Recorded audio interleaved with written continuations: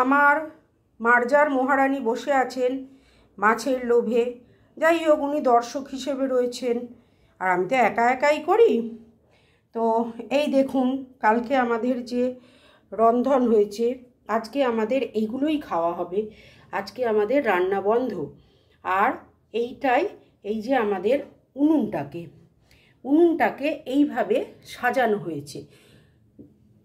মনসা ডাল, শাপলা ফুলের মালা, আপনারা পরে আমি শাপলা ফুলের মালা কি করে বানাতে হয় দেখিয়ে দেব। আর যত রকম রান্না হয়েছে সব কিছু দিয়ে আমরা এইভাবে সাজাই। এইভাবে আমরা মা মনসাকে সন্তুষ্ট করি বছরের এই একটা দিন।